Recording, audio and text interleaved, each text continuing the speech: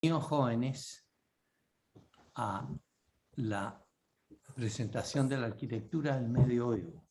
Esta vez les queremos mostrar un aspecto de la arquitectura del medioevo que la vamos a tomar con un punto de vista nuestro. De manera de hacer alguna relación entre el arte arquitectónico que ejercemos aquí y las grandes obras, ¿no es cierto?, de la arquitectura del hemisferio norte, en este caso de Europa. El medioevo, ¿no es cierto?, es la expresión artística, creativa, ¿no es cierto?, de Europa. En gran medida, ¿no es cierto?, una gran Europa, porque incluye el Imperio de Oriente. En este caso vamos a hablar del espacio del medioevo centrado en el gótico. Entonces yo les voy a compartir unas imágenes, ¿no es cierto?, Espérate, tengo que hacer algo antes. Les voy a compartir unas imágenes, ¿no es cierto?, en base a croquis, a dibujos. Como ustedes saben, ¿no es cierto?, uno de los horizontes, ¿no es cierto?, pero aquí no puede ser así, de la presentación, ¿no es cierto?, es que aparte de un cierto conocimiento con una cuota de eros, ¿no es cierto?, la idea, ¿no es cierto?, es desatar en todos ustedes, ¿no es cierto?, una cierta pasión por conocer los originales, las obras originales de arquitectura y de arte, ¿no es cierto?, en los lugares donde están.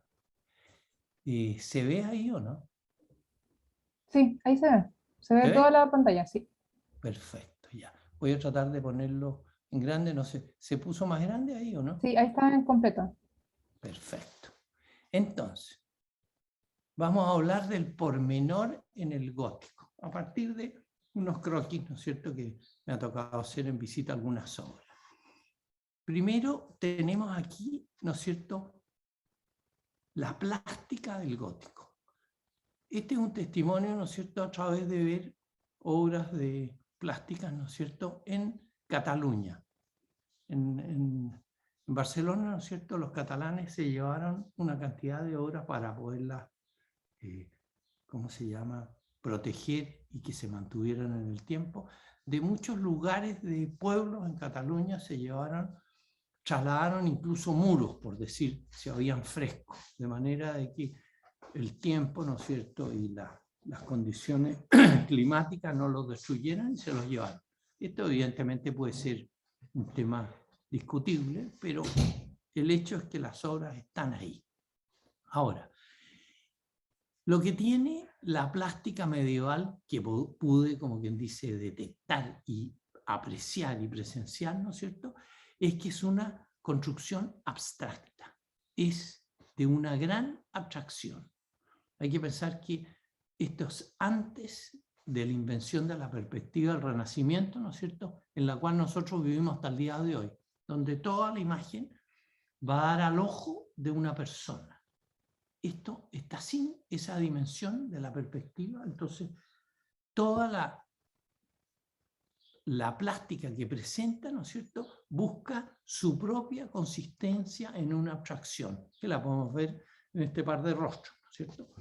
Aquí, por ejemplo, hay la abstracción de un rostro de un catalán.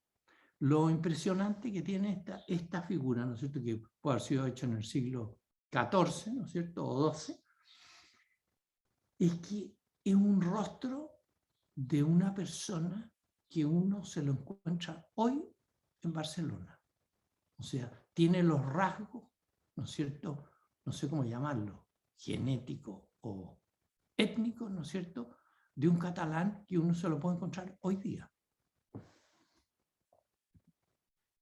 Aquí tenemos la abstracción, ¿no es cierto?, de imágenes religiosas. Probablemente este es un santo, ¿no es cierto?, o Cristo.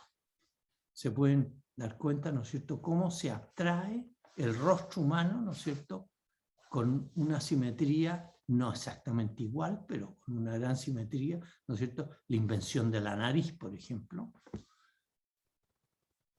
que es una plástica propia.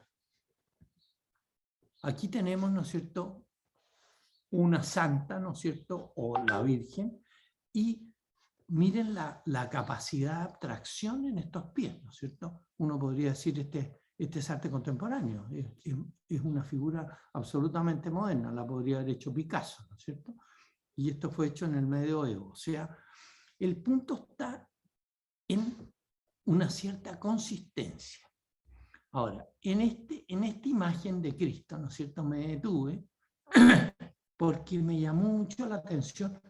No sé si se ve bien la imagen del lado derecho, ¿sí? Lo que pasa es que a mí me la tapan, me la cubren perdón, me la cubren Sí, se ve bien. personas. ¿Ustedes la ven bien la de la derecha? Sí, profe. Sí, Sí, ambos se vemos ven las bien. dos imágenes bien. Sí. Perfecto. Mira, lo notable es que el dibujo de estos pies, ¿no es cierto? No sé si lo logré en el croquis captar bien, pero en el que estaba mirando, el cuadro, el Cristo que estaba mirando ahí, que era un Cristo de madera tridimensional, ¿no es cierto? Los pies de Cristo aparecen con un largo de los dedos, si ustedes se fijan, como si fuera una mano, ¿no es cierto? No es el largo de los pies que tenemos todos, ¿no es cierto? Eso es mucho más largo. Cada uno de estos dedos es una mano y estaba hecho con una cierta delicadeza, como si fueran manos. Ahora, yo leí en esto, ¿no es cierto?, que era la invención que hizo el artista para mostrar la divinidad de Cristo. Esta es una conjetura, ¿no es cierto? No digo que sea así, pero el arte comunica, ¿no es cierto?, directamente dimensiones. Entonces me daba cuenta que la divinidad del Cristo que estaba aquí estaba representado en una invención del cuerpo humano, como si todo fuera un rostro, tuviera la delicadeza y la terminación de un rostro. Es evidente, ¿no es cierto?, que en nosotros, adultos, ¿no es cierto?, alguien podría decir que el rostro humano, ¿no es cierto?, es la porción del cuerpo más delicado que tiene una persona, ¿no es cierto? Están los ojos, que son frágiles, ¿no es cierto?, la misma piel de las mejillas, los labios, etcétera. Uno podría decir es lo más delicado que tiene un ser humano. ¿Cómo decir?, una muestra que tiene algo de esto, ¿no es cierto?, los que hayan tenido la experiencia de tener una guagua en sus brazos, ¿no es cierto?, o de vestir una guagua recién nacida, o de días, o de un mes, ¿no es cierto? Una de las características que tiene un niño recién nacido, ¿no es cierto?, es que todo su cuerpo es como un rostro, la piel tiene la misma calidad. El rostro del recién nacido, ¿no es cierto?, tiene la misma calidad, ¿no es cierto?, que sus pies, por ejemplo. Son de una delicadeza igual al rostro. Bueno, yo interpretaba, ¿no es cierto?, que el artista lo que hizo aquí, ¿no es cierto?, fue que construyó un Cristo en que era entero un rostro. Ahora, esto tiene que ver, ¿no es cierto?, con una plástica que está construida en una cierta consistencia, distinta al punto de vista que tiene la perspectiva del Renacimiento, que es otra. Ahora, nos pasamos a las obras de arquitectura del medioevo. Aquí tengo un croquis, ¿no es cierto?, que hice en Chartres, ¿no es cierto?, que apenas pude hacer en Chartres porque habían 12 grados bajo cero, así que antes de congelarme totalmente me tuve que ir a un café. No digo que tenga la precisión del tamaño, pero el intento, es probable que lo haya achicado para que me cupiera dentro del cuaderno que andaba trayendo. Pero si ustedes se fijan, la fachada del edificio, ¿no es cierto?, comparado con una persona que está parada un poquito antes de la entrada, ¿no es cierto?, es de un grandor, es un gran tamaño, ¿no es cierto? No corresponde, como quien dice, a unas dimensiones que estén directamente relacionadas con el cuerpo humano. Esto es mucho más grande. Ahora, si nos pasamos al interior. En el interior de la nave, que ustedes van a averiguar qué altura tiene, pero Chartres yo creo que es una de las más altas, ¿no es cierto? O muy alta, ¿no es cierto? Tiene construido en la base lo que nosotros llamamos un pormenor. Y dicho en breve, ¿no es cierto? Un pormenor es un tamaño arquitectónico, ¿no es cierto? Que está finiquitado, que está terminado, ¿no es cierto? Y que permite ser habitado, ¿no es cierto? Sea con la vista o con las manos, ¿cierto? Próximo al cuerpo, que le da cabida a una cierta proximidad al cuerpo de quienes están en ese lugar. En este caso, ¿no es cierto?, tenemos aquí una columna que en su base tiene esculpido, ¿no es cierto?, un receptáculo para el agua bendita, muy bien construido. En el mismo Chartres, ¿no es cierto?, tenemos otros pormenores que están esculpidos, ¿no es cierto?, en las bases de las columnas. El de la derecha, ¿no es cierto?, tiene un asiento, una suerte de asiento. Si ustedes se fijan, no sé si alcanzan a leer las medidas que tomé ahí, la altura de esa especie de peldaño tiene 37 centímetros y me parece que el ancho es 1,40 m. Es, como quien dice, un pormenor donde alguien podría sentarse. Aquí llegamos a Notre Dame, ¿no es cierto? Esta es una de las columnas que está en la entrada, que soporta un gran arco que hay arriba, ¿no es cierto? Justo después de la entrada hay dos de estas columnas de piedra, ¿no es cierto? Son las más grandes como columnas que hay dentro de Notre Dame. Se alcanza a ver la proporción, hay una persona un poquito más allá. Y luego están unas columnas. Esta es una columna que en su base, el cuadrado, ¿no es cierto?, tiene 69 pulgadas. Mira, en esta vez, ¿no es cierto?, tomé varias medidas en pulgadas porque cuando se construyó Notre Dame, ¿no es cierto?, no existía, no se había inventado el metro. Así que se medían, en Europa se medían en pies, en pulgadas, en codos, etc. Todas las medidas estaban relacionadas con el cuerpo humano y probablemente no había tanta unidad y la pulgada en Inglaterra puede haber venido de la pulgada que tenía el tamaño, ¿no es cierto?, la falange que tenía el dedo del rey, y el rey de Francia puede haber tenido otro tamaño y era otra, no había una cosa universal.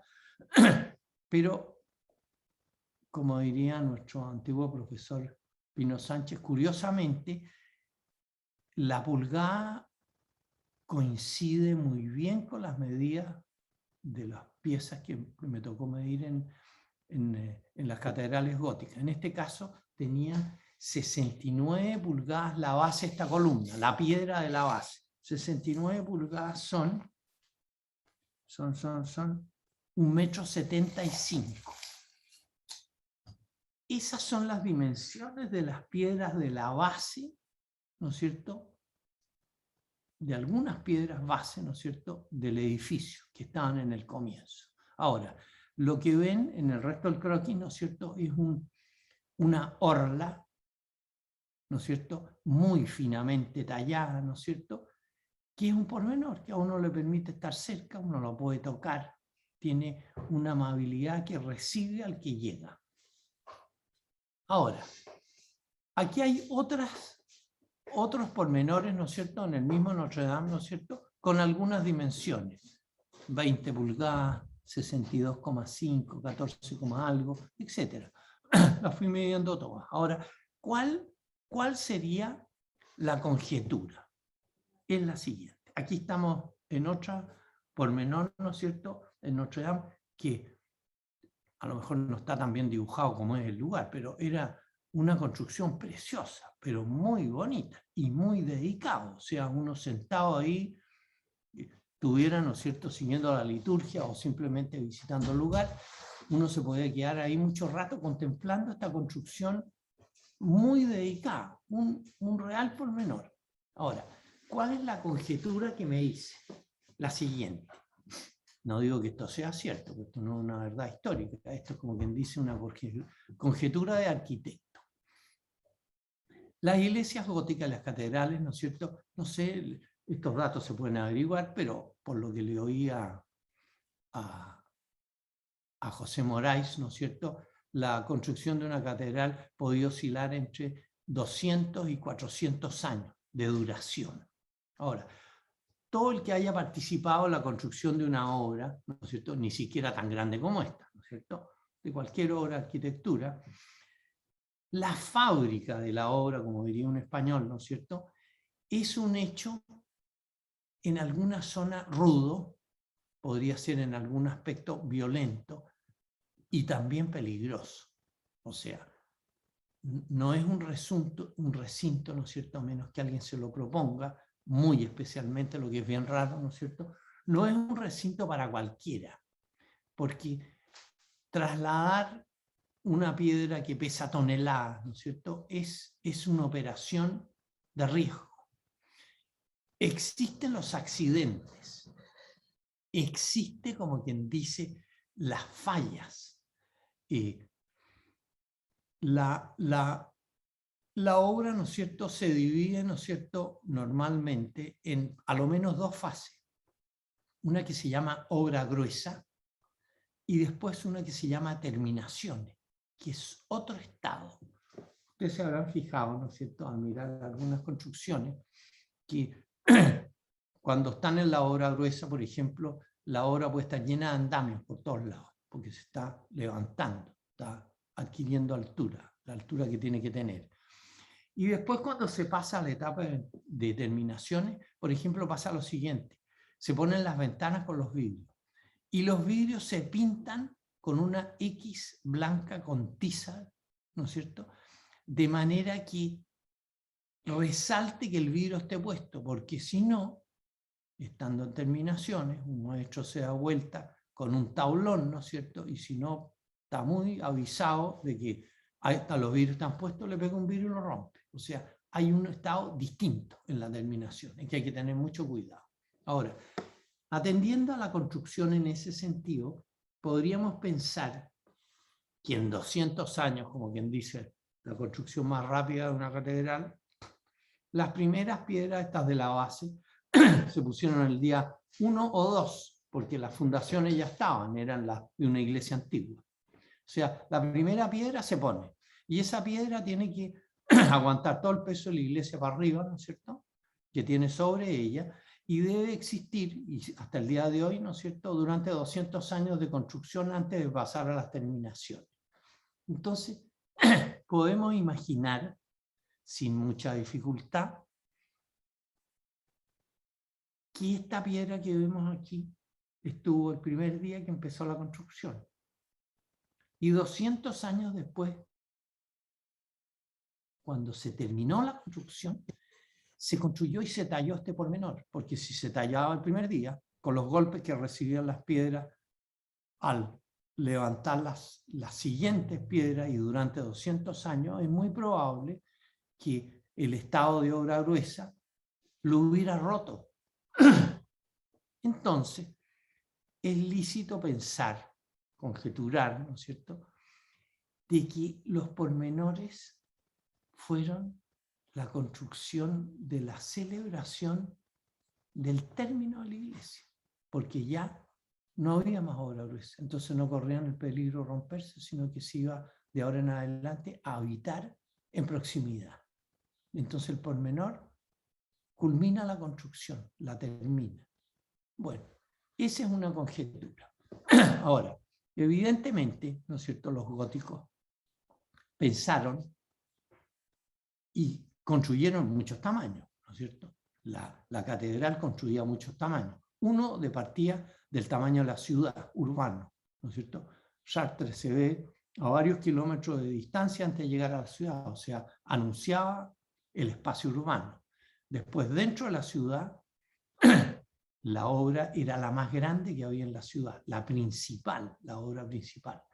Luego, el interior, ¿no es cierto?, era vasto, o sea, es muy probable que cupiera toda la ciudad en alguna celebración adentro de la catedral, porque no eran ciudades enormes, no eran ciudades como las actuales con millones de habitantes, ¿no es cierto? Así que es probable que ocupiera toda la ciudad adentro. O sea, un tamaño vasto. Y luego, dentro de este tamaño vasto, ¿no es cierto?, tiene construido el espacio para la proximidad de un fiel que podría estar en la liturgia o simplemente descansando adentro con este espacio pormenor que lo recibe, con la mirada y con la mano. Bueno, pasémonos a un siguiente punto. Este es un frotis que hice en el suelo de la Sainte-Chapelle, que está bastante cerca de Notre Dame, en la Ile de la Cité, en París, ¿no es cierto?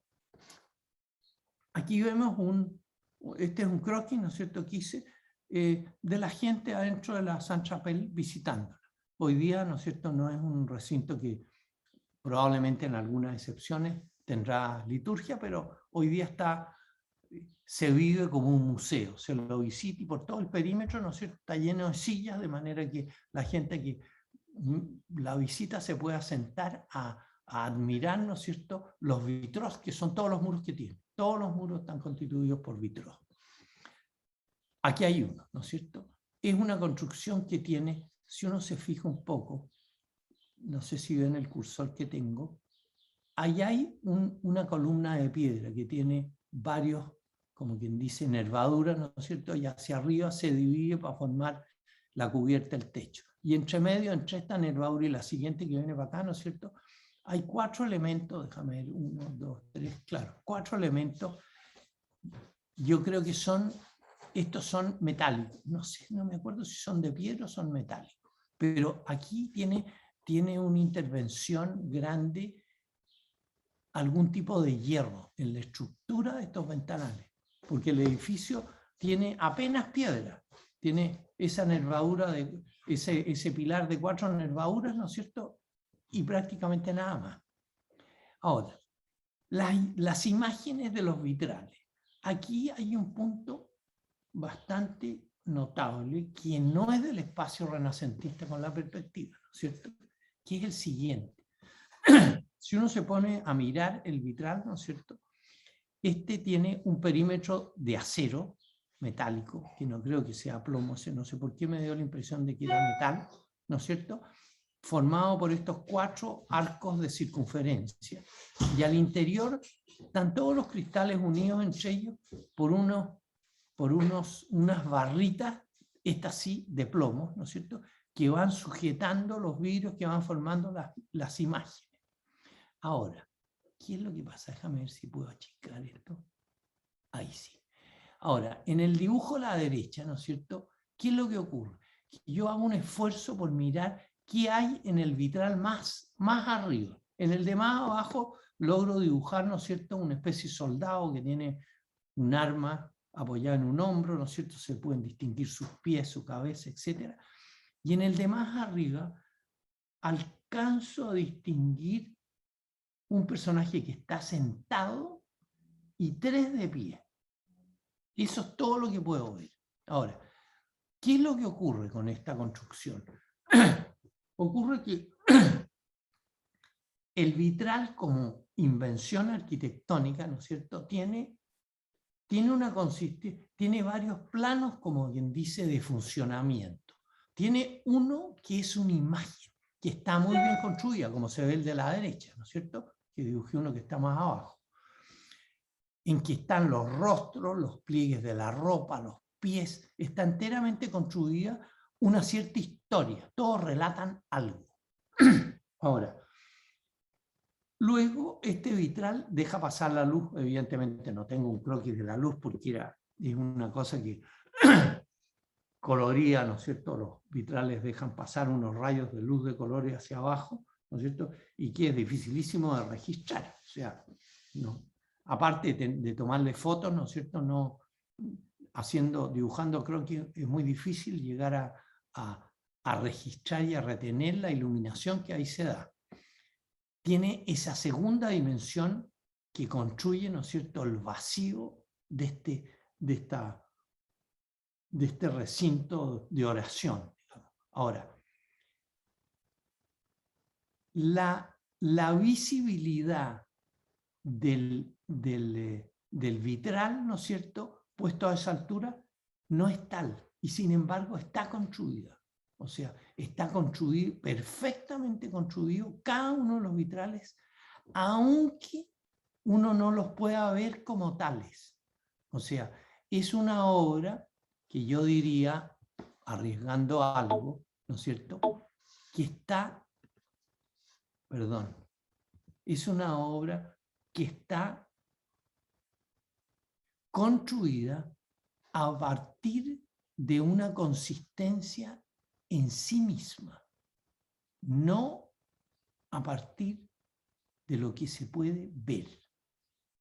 Aquí tenemos una diferencia radical, ¿no es cierto?, con el Renacimiento, y les voy a dar un ejemplo sin mostrarles nada, con respecto a esto, ¿no es cierto?, que la construcción, lo que uno ve de ella es una parte, que es la iluminación del interior, y las figuras y el tema que relata el vitral, ¿no es cierto?, no se pueden ver, y sin embargo están construidos, están hechos a partir de su propia consistencia. Entonces, es muy probable que el arte medieval, ¿no es cierto?, esté hecho a partir de su propia consistencia y no de lo que se puede apreciar a simple vista. Bueno, lo que quería decir es lo siguiente. La perspectiva del Renacimiento, ¿no es cierto?, no está hecha con esa consistencia que no se puede ver, sino que es todo lo contrario.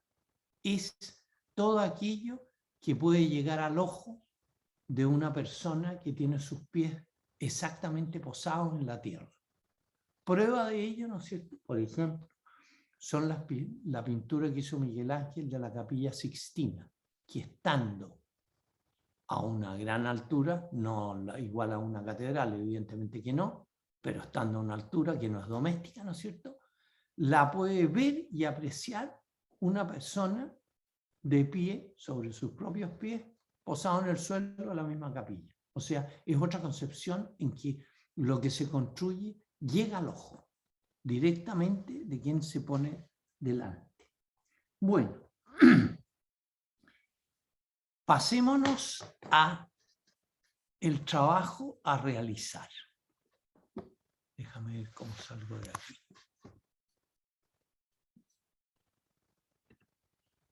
Ahí estamos. Bueno, me imagino que esto, las imágenes se pueden compartir, ¿no es cierto? Yo les puedo entregar el PowerPoint. Sí, Enrique. podemos dejar el PowerPoint en la wiki. Ya, perfecto, por si quieren mirar de nuevo las imágenes, ¿no es cierto? Bueno, el punto es el siguiente. ¿En qué consistiría el trabajo hecho en base, evidentemente, a dibujos, esquemas, ¿no es cierto?, croquis? Los trabajos que estamos haciendo son todos centrados en nuestra capacidad para dibujar, ¿no es cierto? Los arquitectos, nuestra herramienta y nuestro modo de acceder a pensar es a partir del dibujo. Entonces, el punto número 1 sería encontrar un pormenor arquitectónico en el espacio habitable actual, donde sea. Evidentemente, se trataría que fuera un pormenor arquitectónico, ¿no es cierto? No un mueble, que es mueble, que no pertenece a la arquitectura, sino que un pormenor que pertenezca a la arquitectura. La arquitectura, ¿no es cierto?, tiene una característica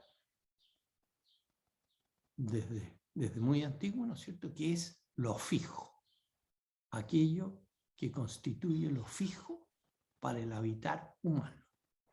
Entonces, un pormenor en el espacio habitable actual, donde quiera que lo encuentre, ¿no es cierto?, dibujarlo, medirlo, ¿no es cierto?, tener sus medidas. El segundo paso es a partir de lo que hemos expuesto ahora, que consistiría en lo siguiente: una relación de tamaño entre los pormenores expuestos, ¿no es cierto? Los pormenores que he mostrado tienen sus medidas, o alguna medida, ¿no es cierto? Entonces, son entre tal tamaño y tal tamaño, ¿no es cierto? Por ejemplo, había uno ahí, un asiento, uno de los asientos que mostré, ¿no es cierto?, tenía 30 y tantos centímetros de altura, ya, o sea, 30 y tantos centímetros es una dimensión. Ahora, en la catedral o iglesia que cada uno de ustedes ha estado estudiando, ¿no es cierto?, tiene un tamaño mayor conocido, ¿no es cierto? Eso lo pueden averiguar, se puede investigar. Si alguien está viendo, no sé, la catedral de Amiens, bien, o una catedral española, ¿no es cierto?, se puede saber cuánto es el mayor tamaño de la nave central. Por ejemplo, la mayor altura de la nave central. Y comparar ese tamaño mayor con uno de los pormenores que mostré. ¿Cuántas veces cabe el tamaño del pormenor en el tamaño mayor de la catedral? Esto nos entrega un número, ¿no es cierto? Cabe 20 veces, cabe 100 veces, cabe 200 veces. Es una relación de tamaño entre el pormenor y el tamaño mayor. Y el tercer punto sería verificar una relación de tamaños, igual como la anterior, pero con el pormenor actual. Encuentran un pormenor, donde quiera que sea, supongamos que existe uno en alguna parte, ¿no es cierto?, y lo miden y comparan el tamaño de ese pormenor con el mayor tamaño que tiene la obra donde está. Sea este un recinto, una casa, sea un hospital, sea una iglesia, sea, no sé, un palacio. En eso consistiría el trabajo. La relación de tamaños entre un pormenor en el medioevo, ¿no es cierto? Esto es una conjetura, porque esto no es un trabajo científico, ¿no es cierto? Es una conjetura arquitectónica que puede hacer cada uno. No, ¿cómo decirte? No pretende esto tener una precisión, digámoslo así, arqueológica, sino que es una relación de tamaño con una exactitud arquitectónica. Es del orden de tanto. Jóvenes, preguntas, dudas.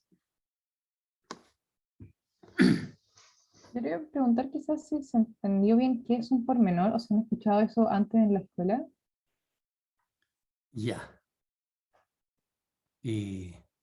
Podríamos decir algo del pormenor, algo breve, ¿no es cierto?, sin tratar de explicarlo totalmente. Mira, los pormenores nacieron de las travesías, ¿no es cierto?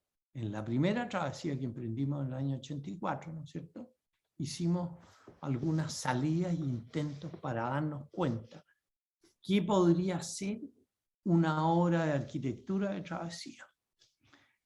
Por supuesto que estábamos, ¿no es cierto?, en un borde del oficio, donde lo que teníamos que emprender, evidentemente, no se sabía quién lo quiera. O sea, veníamos todos arquitectos, ¿no es cierto?, constructores de la escuela y de la ciudad abierta, en la cual teníamos experiencia en construir obras, ya sea en la ciudad o en la ciudad abierta. Entonces, en el régimen habitual, ¿no es cierto?, una obra de arquitectura que se edifica, ¿no es cierto?, tiene un tiempo que es del orden de un año. ¿No es cierto? Una obra de arquitectura que se demora en construirse un año, una obra normal. Alguien podría decir, mira, vamos a hacer una obra que va a estar en pie en 3 meses. Bien, pero es un caso especial en el cual hay que ocuparse mucho para que en 3 meses esté en pie. Y otra podría tomar muchos años, como hay muchas obras que tienen muchos años, ¿no es cierto? La Sagrada Familia de Gaudí en Barcelona puede tener más de un siglo ya de construcción, una obra especial. Bueno, pero una obra de arquitectura que se levante en una travesía, que supongamos esa vez duró un mes la travesía, una cosa excepcional. No todas duran tanto, algunas duran 15 días. Entonces, una obra de arquitectura que se levanta en 15 días, ¿no es cierto? Es algo que no se sabe qué es lo que es. Porque no nos habíamos topado nunca con una obra que durara 15 días. Entonces, nos pusimos a hacer obra. No es que nos hayamos quedado de brazos cruzados pensando qué podíamos hacer. Ahora, ¿qué es lo que ocurre? Lo primero que nos dimos cuenta, ¿no es cierto?, que partimos haciendo obras, ¿no es cierto? La primera, partimos haciendo una plaza en Ovalle, en la ciudad de Ovalle, en el norte de Chile.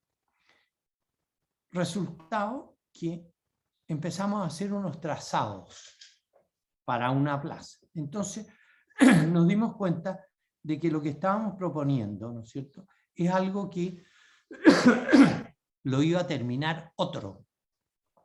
Porque en 2 semanas de trabajo, imposible que la plaza la dejáramos terminada y finiquitada. Entonces, nos planteamos que tendríamos que hacer algún fragmento que quedara terminado y finiquitado, que fuera como una clave de la espacialidad de la obra. O sea, que quedara listo, terminado. Entonces, la obra de Travesía podía tener partes que se terminarían en algún momento, pero alguna parte que estaba lista, terminada. Ahora, para poder ser eso, ¿no es cierto?, una de las condiciones que tuvo el pormenor es que no fuera muy grande, que no fuera muy extenso, porque si no, no se puede finiquitar. O sea, hacer un pavimento que tiene 300 metros cuadrados, ¿no es cierto?, en 2 semanas no se finiquita, imposible. Entonces, surgió la posibilidad de construir un cuerpo espacial arquitectónico de dimensiones pequeñas, pero que estaba terminado, listo. Ahí surgió el término pormenor. Esa sería, como quien dice, una explicación de cuál es el ámbito, ¿no es cierto?, de lo que podría constituir un pormenor, que evidentemente es una construcción arquitectónica, ¿no es cierto?, que puede recurrir a lo que quiera y cuya única condición que tiene es que una vez que está hecho, está terminado. No requiere que se le agregue nada. Está listo. Con eso partimos. Bueno, con ese ojo, ¿no es cierto?, y con esa experiencia de haber construido pormenores, ¿no es cierto?, me tocó visitar estas catedrales y en las cuales me encontré con pormenores. Dije, bueno, pero esto es un pormenor. Esto es algo, es una construcción arquitectónica pequeña y que está definitivamente finiquitada, está hecha. Ahora, la conjetura que hice, ¿no es cierto?, en la que les puse recién, en la cual fue, digo yo, el pormenor es la celebración del término de la obra, porque antes no se podría haber hecho, porque se habría destruido, porque evidentemente es frágil. Bueno, eso, no sé si tienen alguna duda al respecto. Sobre... Laura pregunta, ¿Sí? disculpa, si un parapeto es un pormenor. Mira, lo que pasa que el término parapeto surgió en un acto poético que hicimos aquí en la Ciudad Abierta, en el cual hicimos unas construcciones en papel para el acto. Ahora, yo te diría así, ¿no es cierto? Si me afligen, ¿no es cierto? Yo te diría lo distinto que tiene el parapeto, una dimensión que tuvo la construcción que hicimos en esa vez, donde construimos los primeros parapetos por primera vez, ¿no es cierto? Primero, que eran móviles, no eran fijos. Segundo, que eran grandemente efímeros, ¿no es cierto? Ahora, un pormenor podría ser efímero también, pero eran muy efímeros. Los primeros pormenores que hicimos no eran efímeros, aunque los destruyeron después, indudablemente, pero estaban hechos con acero y con granito.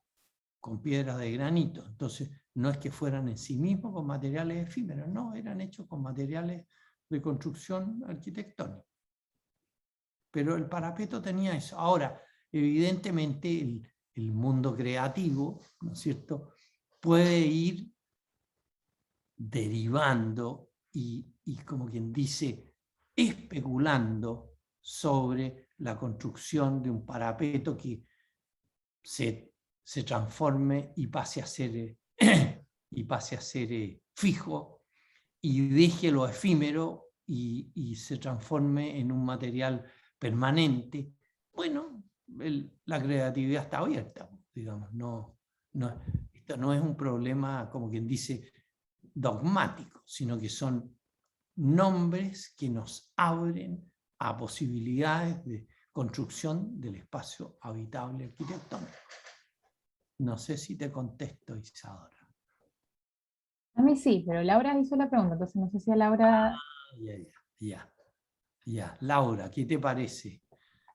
¿Contesta algo tu pregunta o no?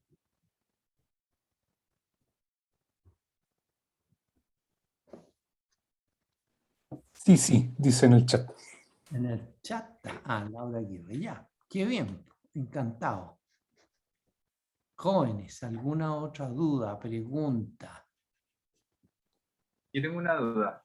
Por supuesto, adelante. Felipe. Este pormenor, usted dijo que teníamos que ver cuántas veces cabe. ¿Y ese caber tiene que ser necesariamente un alto o podría ser un ancho en relación a lo más ancho del lugar que estamos viendo? Mira, yo creo que podría ser si este ancho fuera, como quien dice, notable. Ahora, en el caso de las catedrales góticas, ¿no es cierto? Yo digo que es en relación a la altura porque es el más, como decirte, que una iglesia tenga una planta de 150 metros es muy posible, pero que tenga 50 metros de altura, el hecho excepcional está ahí, ¿no es cierto? Porque una planta larga es posible hacer y con 10 metros de altura uno puede tener una planta muy larga, pero tener una planta que tiene 50 metros de altura, el tamaño está ahí, como decirte, el logro del espacio está ahí. Entonces, en ese sentido te diría yo que podría ser en cualquier sentido, siempre y cuando el logro de la obra esté ahí. No sé si te contesta la pregunta, mi respuesta, Felipe. Sí. Pero tengo otra pregunta igual. ¿Ya? Es en relación a este espacio que tenemos que buscar donde buscamos este pormenor. ¿Ya? Eso no me quedó claro. Si lo buscábamos, por ejemplo, en alguna iglesia que tuviéramos cerca, o lo podemos buscar hasta en nuestra misma casa, si es que hay un pormenor. Donde quieran. Eso, No hay ningún prejuicio. ya. Donde quieran, con tal de que sea que tú puedas decir y sostener que en realidad es un pormenor. Ya, buenísimo. Gracias. En cualquier parte. Sí, ahora hay una mano levantada recién, pero creo que la bajó. Era parecida a la pregunta del compañero. Mi pregunta era si el pormenor tenía que hallarse como en un contexto arquitectónico, y parece que no, ¿o no? Como por ejemplo si me encuentro con una escultura en la calle, ¿ese también sería un pormenor arquitectónico? Y si tú encuentras que, que es un pormenor, sí. Ya. O sea, Gracias. ¿cómo decirte? Por decir, te voy a decir algo que no es, por ejemplo. Si yo me encuentro con un letrero luminoso de publicidad, bueno, no estoy tan seguro que sea un pormenor. A ver, si alguien lo dibuja y descubre alguna dimensión que lo transforma, lo hace que sea un pormenor, ¿no es cierto? Bien. O sea, no tenemos ningún prejuicio, pero hay que encontrarse con qué, con alguna consistencia, que uno puede decir que es un pormenor arquitectónico. Ya, gracias. Por ahí vamos. Sí, Laura hizo una segunda pregunta, pero imagino que era como una aclaración de lo anterior. La verdad no vi si lo había hecho justo cuando terminó David de responder, que el pormenor es el mismo en dos casos, ¿cierto? Creo que quizás tenía el contexto de la pregunta anterior. ¿En dos casos? Sí, no sé, Laura, si nos podrías como contar. Sí, que no sé si el pormenor es la misma, el mismo pormenor que ya medimos para hacerlo entrar en esta catedral y en el edificio también. Es el mismo o son No. distintos? Esa es mi Son pregunta. distintos. Uno es un pormenor gótico, del cual vamos a tomar las dimensiones de los que yo os puse, ¿no es cierto? Uno es un pormenor gótico que se lo mide con respecto a alguna dimensión preponderante en alguna de las catedrales que ustedes han estudiado. Y el otro es un pormenor que tú encuentras hoy en el lugar donde estés, sea en tu casa, en la casa de otra persona o en la ciudad, en cualquier parte de la ciudad. O sea, son dos pormenores. Uno es un pormenor gótico y otro es un pormenor actual. ¿Te contesto? Sí, es que había pensado que era con uno actual el que se veía al principio también. Gracias. No. Ya.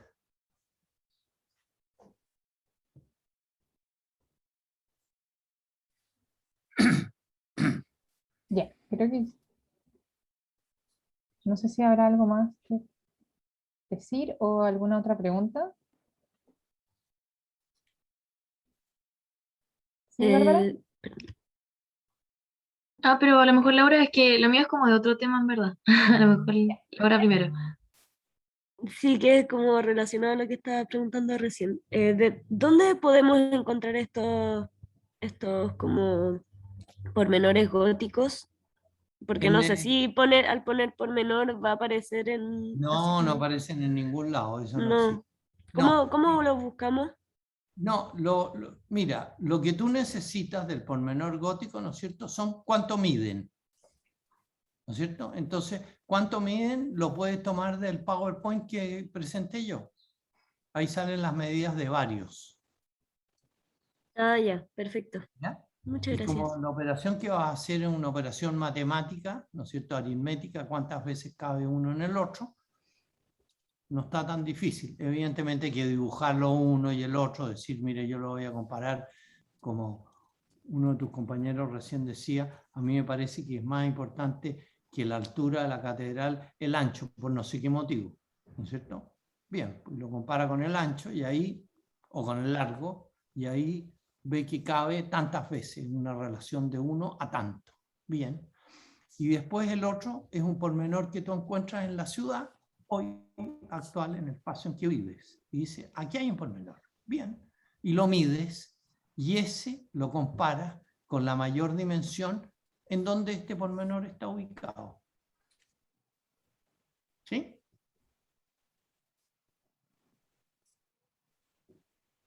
Sí, yo creo que se vincula también un poco la respuesta, justo la respuesta a la pregunta de Sofía. El pormenor actual se compara con una catedral gótica o el lugar donde está. El No, pormenor de la catedral se compara con la altura de la catedral y el del actual es con el lugar donde está el pormenor. exacto. Cada uno se compara, pero con su propio tiempo. Bárbara, ahora yo creo que no hay más preguntas del Encara, entonces adelante. Sí, es que era como lo que te había como mencionado en un correo, no sé si te llegó, que me preocupa como el tema del cambio del día de la próxima semana.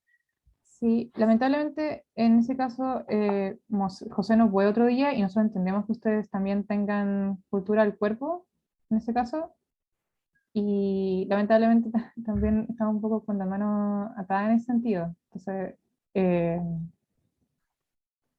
¿cómo se llama? Si ustedes no pueden ir porque tienen asistencia obligatoria en cultura del cuerpo, lo entendemos, no hay ningún problema en ese sentido. O sea, se supone que nada es con asistencia obligatoria, pero por lo menos en vóley la profe igual es como súper como insistente con eso, o sea, como que el que falta tiene que ser como por motivo mayor, entonces a lo mejor, no sé, podría ser ayudarnos con un correo, por lo menos en vóley, no sé, la verdad la situación de los otros profes, pero ella como que sí perjudica después la nota final si es que uno no va.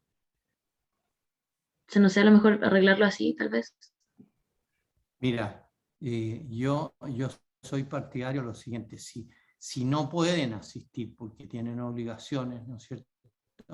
La clase va a quedar grabada, entonces la pueden mirar, la pueden asistir a ella después en el minuto que puedan asistir a ella, y la oyen igual. O sea, en ese sentido, no es, como decirte, no es una participación perentoria que tengan que faltar a un curso o a una clase para asistir a la exposición de José Moraes, sino que lo pueden hacer de manera que les resulte más favorable.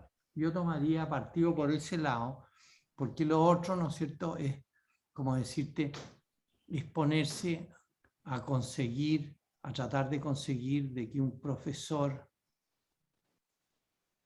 acepte la inasistencia de ustedes, ¿no es cierto?, porque otro profesor no pudo hacer la clase cuando tenía que hacerla, entonces yo no encuentro esa parte un poco, como decirte, no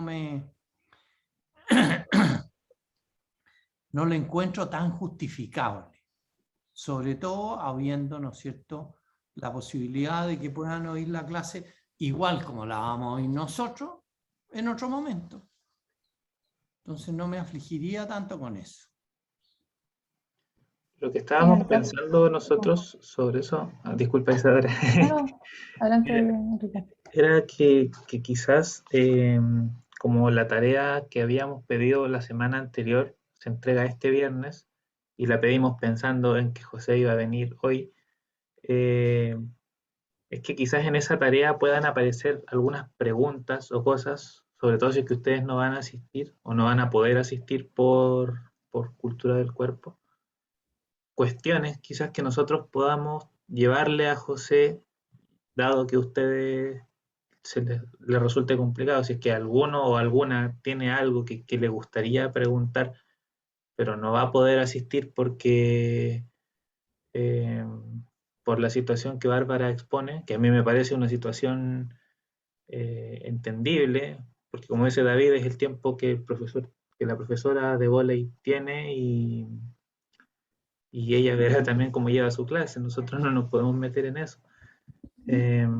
Entonces que nos hagan llegar esas cosas para que de todas maneras las puedan ver después, las pueda recibir José y sea una participación. Eso. Eso quería decir. Sí, Alonso. Hola. Disculpen porque tuve que entrar mi computador se puso a actualizar ahora en la mañana y entré un poquito tarde a la clase y ahora con las preguntas y todo lo que salió, como que no estoy muy claro. No sé si me podrían explicar así muy rapidito. Si te podemos explicar qué. Lo de como el cambio de la clase, algo así, no entendí muy bien. Ya, eso Ah, fue disculpa.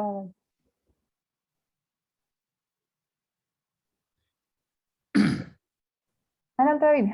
De ahí. bueno, yo lo explico. Mira, lo que pasa es que íbamos a tener una clase con José Moraes, no sé si era hoy día o el próximo martes, y no puede ser porque José le surgieron imprevistos, ¿no es cierto?, que no le permiten hacer la clase a esa hora y ese día, sino la puede hacer solamente el próximo miércoles a las 9 de la mañana. Entonces, vamos a tener esa clase el próximo miércoles a las 9 de la mañana. Una clase que va a ser grabada, o sea, los que no puedan asistir la van a poder ver en la grabación, en el video de la clase. Ahora, va a tener probablemente una dimensión de menos, ¿no es cierto?, que es la participación de ustedes respecto a lo que José Moraes pone. Ahora, lo que dijo recién Enrique, ¿no es cierto?, es que conociendo el tema de la clase, que son el sistema o los sistemas constructivos medievales y sus herramientas, ¿no es cierto?, Si hay preguntas que ustedes quieran hacerle a José, nos las hacen llegar y nosotros se las planteamos después de su exposición. De manera que la participación de ustedes con respecto a la clase de él no sea cero, sino que haya alguna posibilidad de participación. Yo creo que hasta ahí vamos. No sé si me salté algo, jóvenes. Por lo menos se entendió bien. Sí, Ya. gracias. Welcome. Sí, ya, Felipe pregunta. Sí, efectivamente, Felipe, el próximo martes no tendríamos clases porque estaría el momento del miércoles, que entendemos que no pueden asistir, pero esa sería la clase. Entonces, el martes a esta hora no tendrían presentación.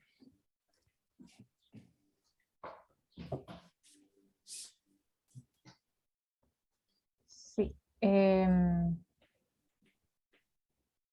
Pero también yo creo que es importante que cultura del cuerpo es importante cuidarse en el sentido como el momento de cultura del cuerpo es un momento bastante especial que se mueve, difiere un poco el momento normal de clases, en el sentido de que es un momento en que ustedes se concentran más en el cuerpo que en la mente, siento, y es importante que ese momento igual lo tengan. No sé si alguno también hace deporte afuera, pero el momento de cultura del cuerpo ayuda a la mitad de la semana. Entonces es un momento bastante serio y nosotros entendemos que está ahí y no, tampoco lo queremos pasar a llevar porque además de ser el tiempo del profesor también es su tiempo de realizar esta actividad.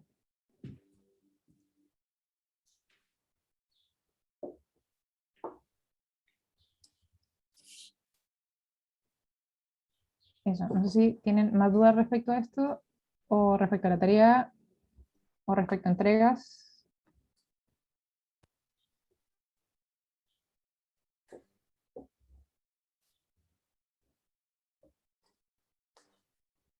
Al parecer no. Yo solamente quería recordar que las entregas son el viernes de la semana siguiente que se envió el mail, o sea, que se envió la tarea, es decir, este martes, la tarea de este martes se entrega el próximo viernes.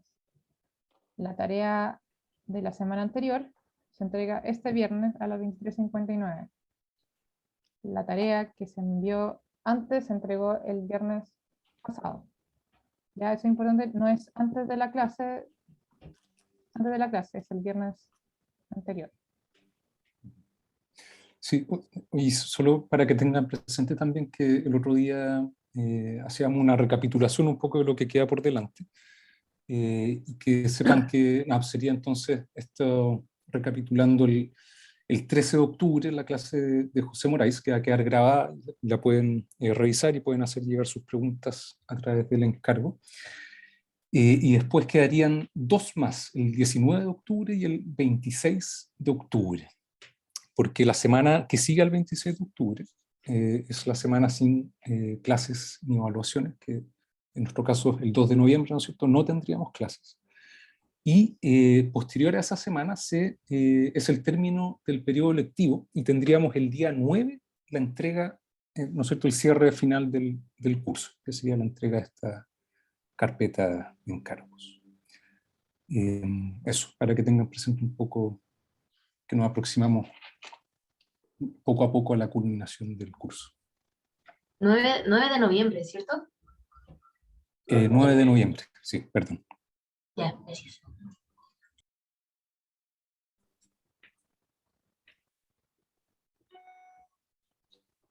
Sí, yo creo que estaría listo todo, no sé si tienen las preguntas.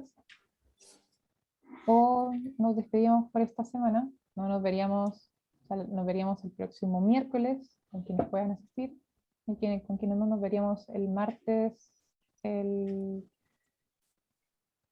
19. 19. Sí.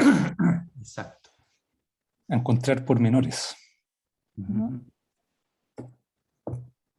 Así que tengan buena semana, buenas semanas. Nos vemos. Y no, que estén bien. Nos vemos. Estén Bueno, muy igual. Chao, muchas gracias. Chao.